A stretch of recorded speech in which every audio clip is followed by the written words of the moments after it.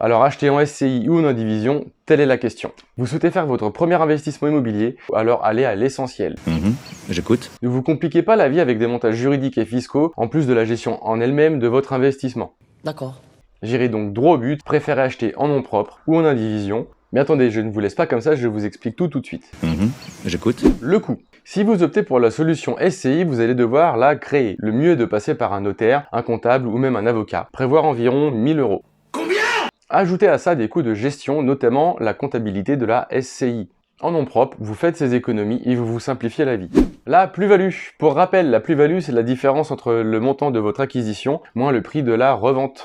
Non, c'est pas vrai! Et l'État prélève un pourcentage dessus. En nom propre, plus longtemps vous gardez votre bien, moins vous paierez de plus-value. Mais c'est super!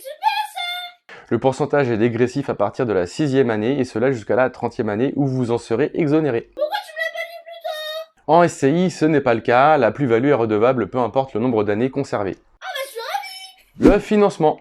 J'ai soif en fait.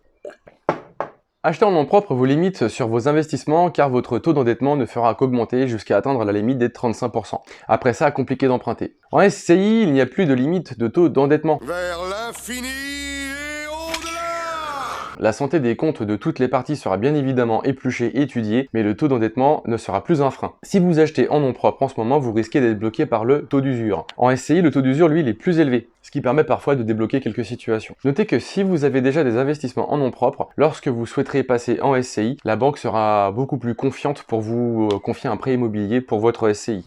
Le cash flow, les bénéfices. Bah oui, quand on investit, c'est aussi pour toucher des pépettes. En nom propre ou en indivision, vous aurez accès directement aux bénéfices et vous pourrez en faire ce que vous voulez. Ils seront bien sûr imposables sur votre revenu foncier, mais là encore, il y a des petites choses à savoir pour en payer le moins possible. Nous sommes Ursac, Cancrasse et Carbalas. On verra ça peut-être dans une prochaine vidéo. En SCI, c'est différent. Les bénéfices appartiennent à la société. Si vous souhaitez récupérer de l'argent, il vous faudra donc vous verser des dividendes. Et là, il y a une fiscalité spécifique. Vous aurez donc des impôts à payer dessus. Pour conclure, vous l'aurez compris, acheter en nom propre sera beaucoup plus simple pour vous faire la main. Une gestion administrative et moins lourde vous permettra de mieux appréhender votre premier investissement. Vous aurez accès à vos bénéfices tout de suite. Et plus vous gardez votre investissement, moins vous paierez d'impôts sur la plus-value.